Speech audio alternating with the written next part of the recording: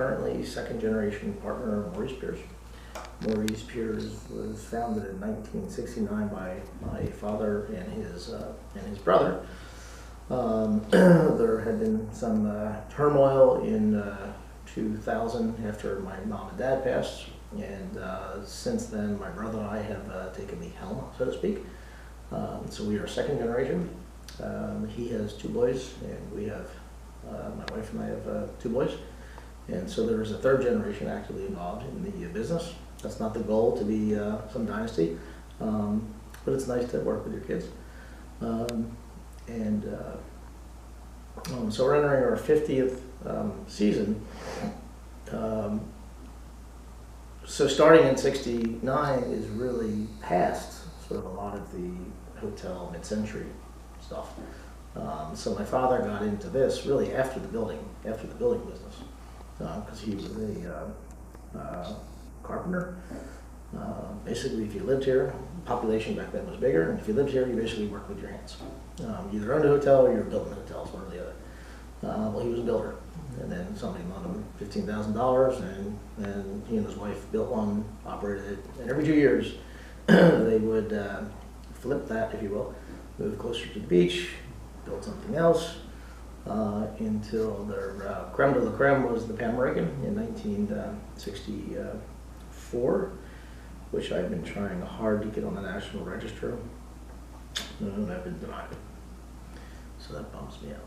Well, we've been denied, not all for bad reason. It had just turned 50 years. There had been a couple horrible renovations in the 80s that we thought was great at the time.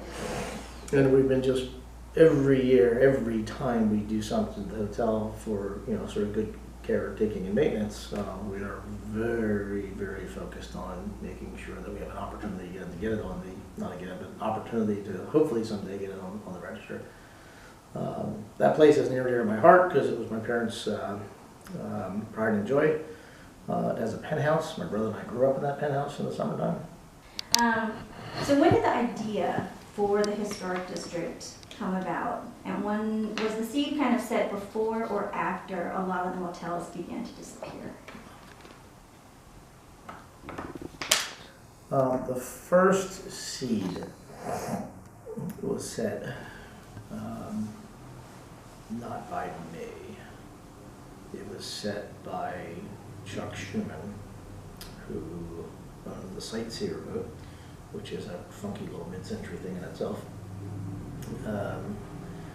and Mid-Atlantic Center for the Arts. And they started doing a tour. I got involved because we happened to have a trolley, and we said, yeah, sure, sounds like a good idea, history. Yeah.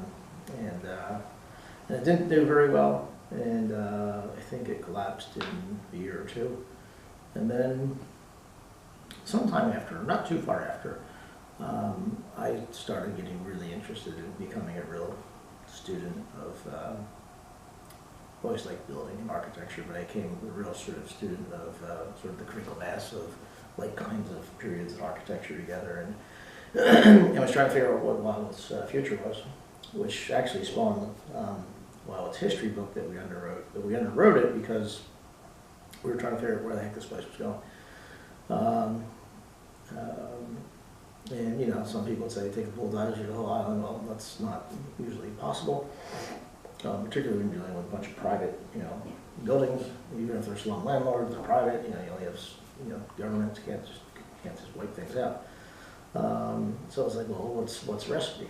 And so I guess sort of through that, we started to realize that what Wildwood had, and this is really where Steve Eisner starts to come in with his great statement. What Wildwood is really the down and dirty capital with tacky with a capital T. What you need to do is take tacky to new heights. Now, he really wrote that for the amusement piers. He really didn't write that. It was a part of sort of the whole study of the Wildwood thing, but he really wrote that for the amusement piers, and I think it's completely appropriate for the amusement piers. I think it's not as appropriate for the hotels. For the hotels to be reinvented, they need to be, clean and cozy and, the kinds of things that you want to feel comfortably putting your head on a pillow. But so sometime after the Mid-Atlantic thing, geez, I'm forgetting if it was a specific thing. Maybe I had too much time on my hands, I don't know. Um, and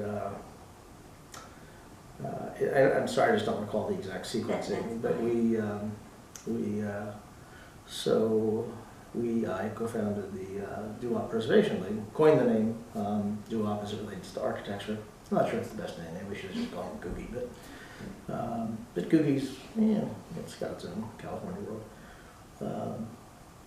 And coined that, started a real nonprofit, had a lot of, it was getting a lot of attention, and it was cool. And then in and around, we saved the Surfside Diner, which is the current location of Doo Wop Preservation League headquarters. That was a really big deal.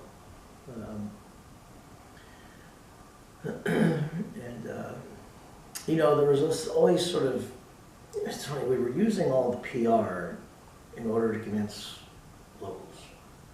It wasn't using PR to convince out-of-towners for marketing. It was to convince locals that we weren't entirely nuts. I'm probably answering questions that you have ahead,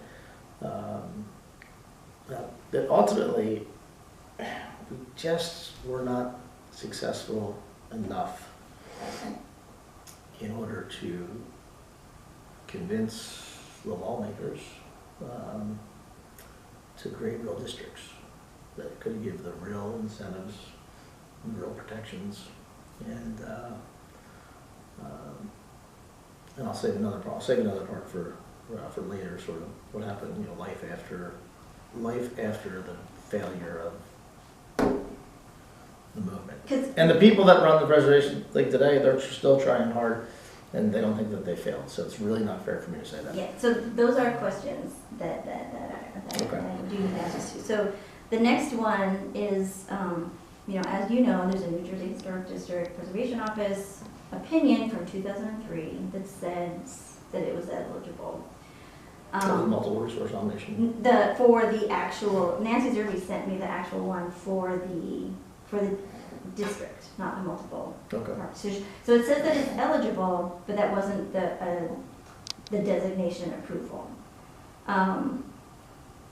So after the approval, or the opinion that it is eligible, it never received the approval.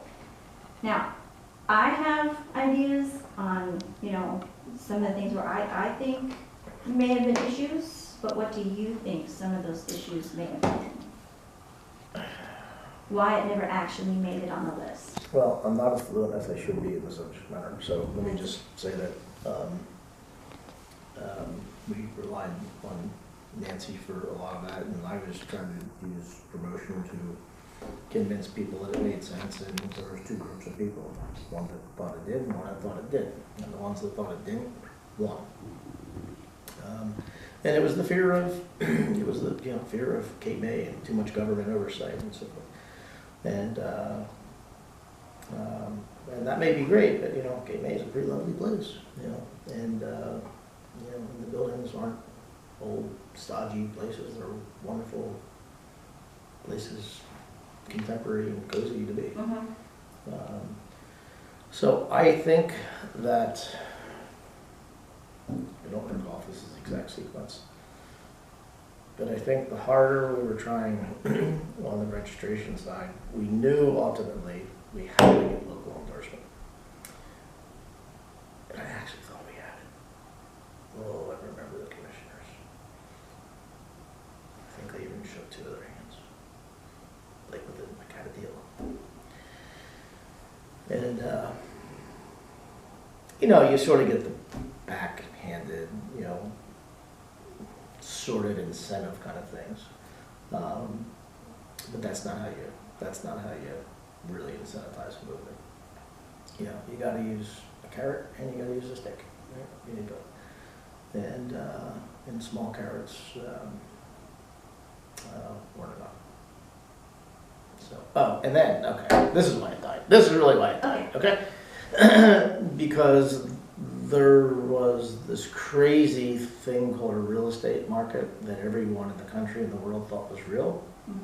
It turns out it collapsed on itself, but things were just selling at multiples of cash flow that made absolute no sense whatsoever. Well, we look back now and say it makes no sense. You know, at the time, you know, there's sort of reason to believe, oh wow, geez, you know. But I didn't really like the, you know, so if the whole town was sort of sold off, or most of the town wasn't, but if it was, and all the stuff got destroyed, and it became a contemporary place, okay, you know, that's what happens in America, it's okay. But the hard part was there was these 25-story high-rises that got approved that jacked up the land values to insane levels. So if we thought, you know, money talks, right? So if we thought we had a hard time convincing people that it was the sort of the that there was a sort of money in preservation, we couldn't stand up to that. We just couldn't stand up to that. In fact, where the Starbucks is, that was one of the 25-story high-rise sites, and we were able, after Pitcairn, the owner, ran into some real difficulties. I think they closed their entire development arm. We were able to buy that place. We built the miniature golf course. Miniature golf course is to stay. The miniature golf course will be a piece of the public space for sort of the front lawn, if you will, of the hotel. And we took great care to make sure the little caddy shack matches the other thing. And now there's another wing that has to be built there, which we're trying to, there's 65 units. And that'll allow the place to be 100 units. It'll have a, you know, restaurant, bar. It'll have the kind of things that are really required to build new today. So we still can't figure out how people were building new places back then. I mean, you can't build a new hotel today. How did they build 300 of them back then? Yeah. And my dad built 50 of them. How do you do that? Yeah. I don't know. Dad, how'd you do it? Yeah. Yeah, lots of reasons, I guess, but yeah, you still look back now, it's like, how the heck, the season wasn't any longer. It wasn't any longer. Construction costs were way down. Land cost, Wildwood was a building and developing place, so land was, it was cheap, but there was a certain sort of suburban sprawl that was going on because Wildwood had all the hotels, all these wood structured hotels that were really rather beautiful. The run rate, they were, well, late 1900, I think it's early 1900 vintage. And so that was the beginning of Wildwood's collapse as new hotels were moved down here, and highway system got built, and ocean went out, and there was no regulations. And so there's really sort of a whole sort of like hypocrisy of this whole thing, because we want controls to protect, right? What built the stuff Lack of control. was the absolute lack of control. 0, 0, 0, 0. And so that makes you chuckle, I guess. So you had kind of already started talking about this before, but I know that I came down here one time with you and we had a big meeting with motel owners, and it seemed like when I was down here and talking to other people, there was a lot of excitement about the historic district. But as someone involved, what was the reaction towards the historic district from the motel owners, and was their reaction or their feeling towards the historic district different than the rest of the business community?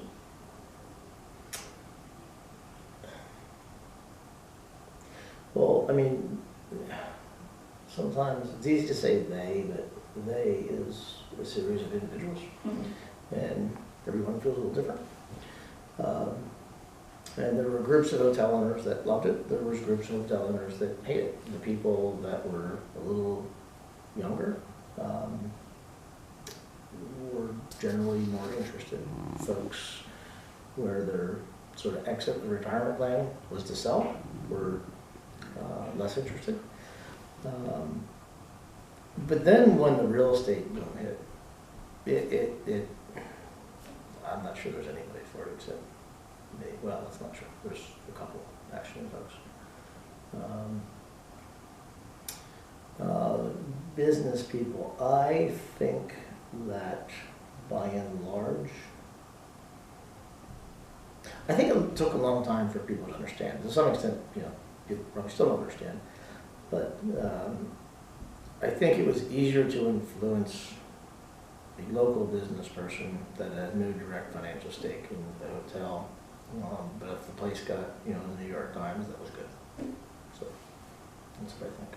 That makes, it's a lot of money to walk away from at any time.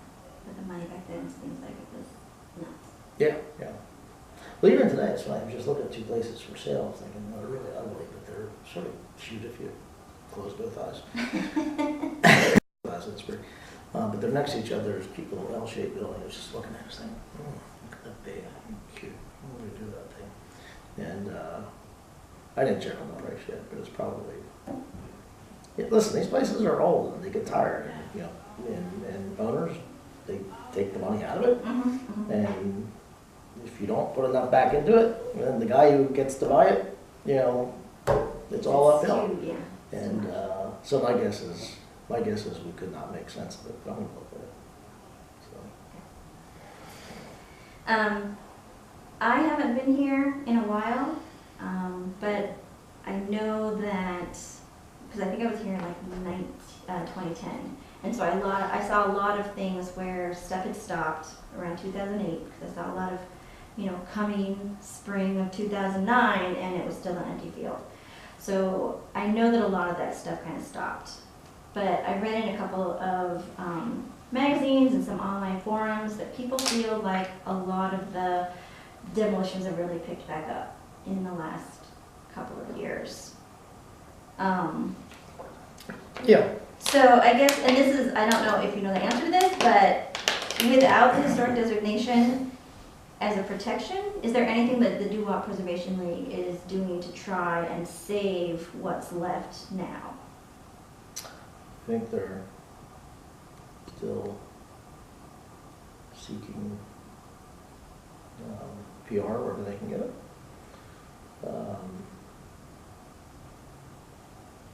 Gosh, I'm usually like a hopeless optimist, but I don't think so.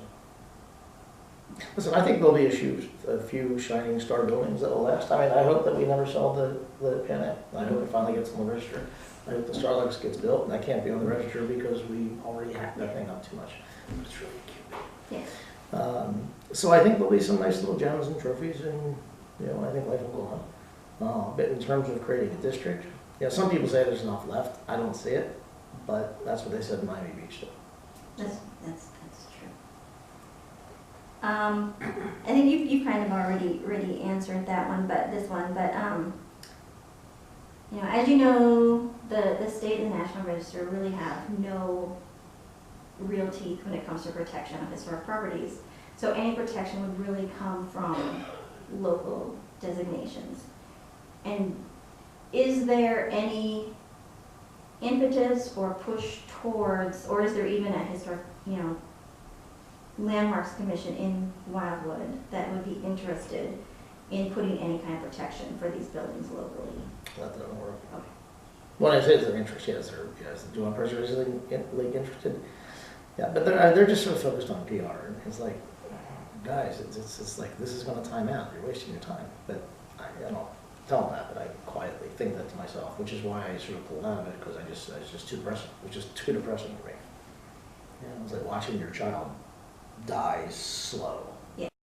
Next, you have kind of started to answer some of this when you were talking about the Pan American, because it's about the Motels of the Wildwood, the multiple property submission that was approved in 2004, but there's still only 2 motels on that list, and so it's the Chateau Blue and Caribbean. Yeah, lots of condo now, right? Yeah, and so the question is, you've already kind of answered for the Pan American, but are there any other motels that have been trying to get on that list? Nothing more.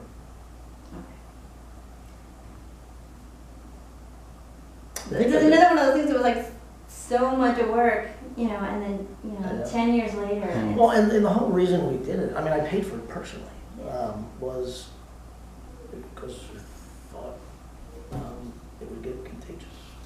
And, you know, things get contagious when you get an article in the New York Times, you'll go, he's not crazy, maybe, you know, and then, but the minute somebody has the power to tell you what to do,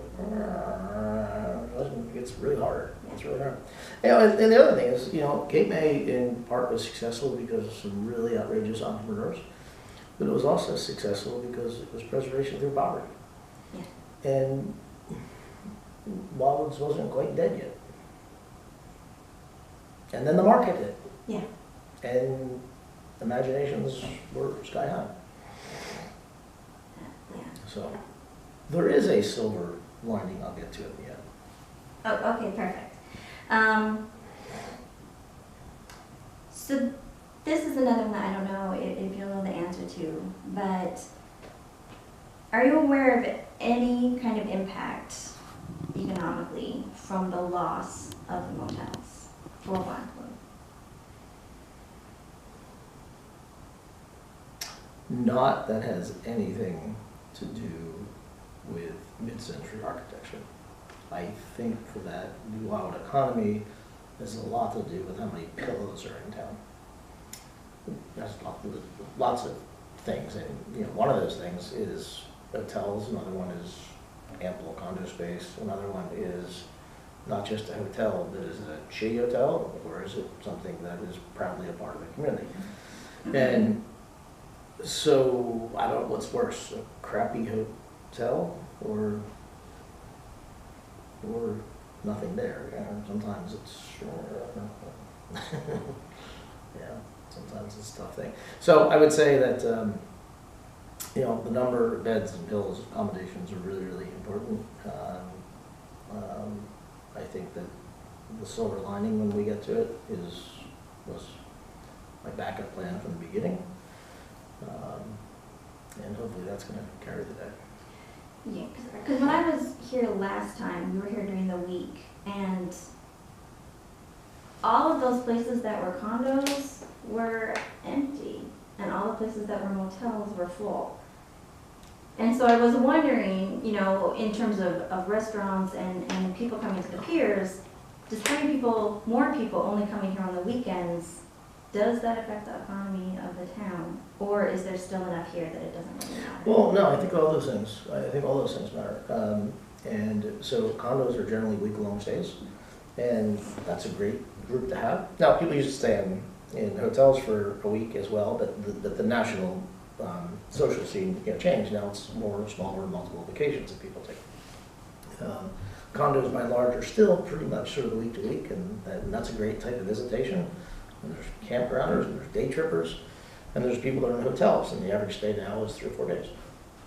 It takes a hotel normally to have those kinds of short stays, or it takes a friend's house, you know, something like that.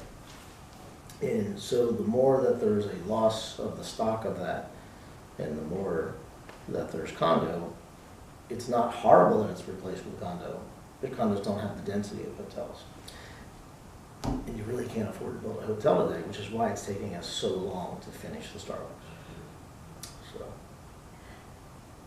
So I guess, is the definition of a condo here different than, because I keep seeing this word condotel pop up, and I mean, like, we live in a condo, but we own it and we live in it all the time. We don't rent it out to somebody for a week. So are these more things that are a condo, but then they're on something like Airbnb, where they're renting them out? That's one of the things that's kind of throwing me off. Airbnb has entered the scene. Like our family developed Seapoints, 500 unit condominium, south end of the island. It's still one of the premier East Coast places, so sort of private. We own the real estate. We sold the place out, but we own the real estate agent now. And it's really, it's interesting, because from day one, about 50% of the people that bought didn't rent out. It was for their own use, their own family. And the other 50% needed that rental income to be able to afford to buy. Okay. So there are really two groups, some do, some don't. Ultimately, people try to move into that non-renting category, but there's always the young family coming in that needs the boost, right? Because we all sort of, try to move up in, various ladders of our life. Condo hotel, I don't know that it really matured itself around here. It seemed to be, rather than sort of, timeshares or sort of newer contemporary things that get built from scratch, even Cape May hasn't been on a big bet happen. The condo hotel almost became sort of like an exit plan for selling a hotel than it was sort of represented sort of a new piece of development. When the 25-story high-rise were going to happen, that was a condo hotel thought process, and and I thought it was what was interesting. And that happens, and that formula works really, really well in a lot of places. I spent a lot of time, or I spent as much time as I can, in Colorado, and so much of the mountain resort is condo hotel, and it's really great because it can vacation like a condo, but it can operate like a hotel on short stay basis for the ski resort, which needs people, right? It needs people. But that has not happened here.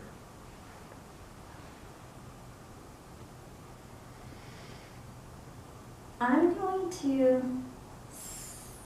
I'll ask you this one, and then after this question, I really just have one more. Do you think that the Wildwood Shore Resort Historic District will ever become a reality? If so, what are the next steps? And if not, why? Well, I don't think it will become a reality as originally attempted. So therefore, the next steps are, I think there are no next steps. I think that there's a chance, let's get to the silver lining, which could be better. Because you may be about to answer what my last question is, which is, despite the loss of motels and the conversion to condos, it is still packed here every summer. So does it even matter if there's a historic district here or not? I think it is a shame and sad that I don't see that there's a historic district.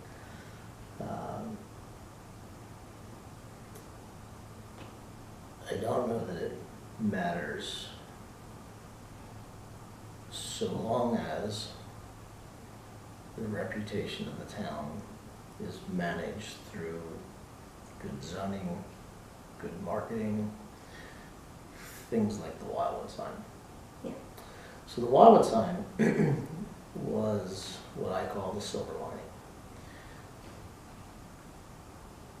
As we kept trying to convince everybody that that this was the way, this was the future. A little piece of me in the back of my mind was like, what if it doesn't work? What if it doesn't work? And at the same time, I started becoming a real student of sort of urban landscapes and sort of, like for the piers, I visit more cities than I do theme parks for inspiration, because we're really a public place, right? Mm-hmm. No gates. So then, well, fast forward, but then you sort of enter that Steve Iser statement. And then it really becomes an issue of, well, if a resort playtown has to be different to be successful, and difference can't be mid-century, what can difference be? Mm-hmm. How do you make a difference? And many would want to be Cape May, many would want to be Ocean City, and we said, bullshit. We said, Wildwood's the last greatest tacky village. I am so sorry. Wildwood, according to Steve Eisner, is the last really tacky with a capital T place. You need to take it to new heights. And I can't say I always believe in the strict meaning of tacky. To me, it's like tacky is like, well, Disney's tacky and it's pretty. So there's like good tacky and bad tacky, right? There's thoughtful tacky and then there's reckless. And so things like the Wildwood sign, we're taking public space, right? So what a city thinks of itself has a lot to do with what its public space looks like. And it's a stake in the ground that says bold, brash, proud, Yes. somewhat designed, and so I've been really spending all my time now on public space in town. From things like the fire hydrant. Have you seen that? No. We built a 35-foot fire hydrant and gave it to the city. I'm working on a 40-foot tall dog right now that's built out of a leftover roller coaster track. Where is the fire hydrant at? It is 5 blocks out on the road. I'll show you a picture of the dog. I and others are working on the Burn Plaza downtown. Just got done. That was done by Rich Stokes, the same architect. I didn't have anything personally to do with it. You know, that you start to see people believe in how public space is designed.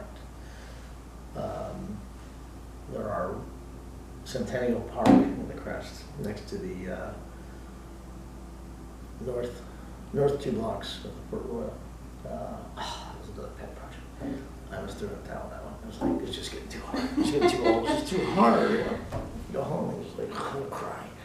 But I think it was really beautifully done by Rich Stokes. Absolutely.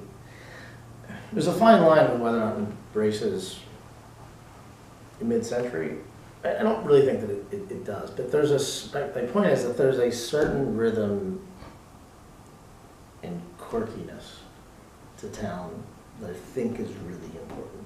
And if we maintain those things, then I think mid-century, quirky, probably doesn't matter.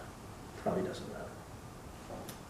Well, it matters to me, but it probably doesn't matter to the pocketbook. So we're heavily engaged right now in the public sector. One is this puppy right here, no pun intended. So you know what that is? That's leftover roller coaster track from a big looping roller coaster. We had to replace all the track, and we thought that's Wildwood. You know, that's Wildwood. I mean, mid-century? No. But it's still a really interesting piece of public sculpture that. Well, it's has way more a roadside connection. architecture than Yes, it is, you know. Yeah. So, and this is another one that I've been working on this for 20 years actually. That's a horrible thing. This way. So here's the convention center. We're at this pier right now. These are our piers here. And after Sandy, well, it actually started a long time before Sandy, but there was Army Corps of Engineer funding to build dunes. And after Sandy, it got sort of re-engaged, accelerated, and this is a proposed new dune system that is already funded. It's not built yet, it's funded. They've been making their way down, and this is supposed to start in a couple of years. So it's just a sort of just a dune, and some people hate them, some people like them. The important part of this is not, well, yes, it's the dune, but more importantly, it's the public space behind. It's these green fields here. And if this can be grass, all of a sudden, all this stuff here, you gotta remember, Wildwood was the place. Yeah. It wasn't the crests. It was Wildwood, right? So could this, again, be the place here? And you mix the beach and the grass and the piers and the water, you mix all that together, and you say, wow, it's like Times Square. Not Times Square, it's like Central Park. Yeah. So anyhow, that's what we're working on. That would be great. We're right here, fire hydrant's right here. We helped the city design a dog park, and the dog's gonna go right here. So. That would be awesome. That's all I got. That's all. There is a big new billboard coming in the. Oh, wow. Oh, that's right at the entrance there. I don't have a site plan, but, so as you come over the bridge, This will be on the right, and this will be on the left. New intersection. It's really a flood relief project, and we're able to add a bunch of stuff to it. But right behind this is a piece of giant tram car art, which is to screen a pump station, believe it or not, because this really starts about flooding and access, and there'll be a left turning lane now. So that we were able to take a little piece of the project and make it, you know, an aesthetic trip. And So this is gonna be at the west end as you're coming into town, or closer? when you come over the bridge, Mhm. as soon as you come over the bridge, as you All enter right. town, and then this leads to Wildwood. Okay, that's great, yeah.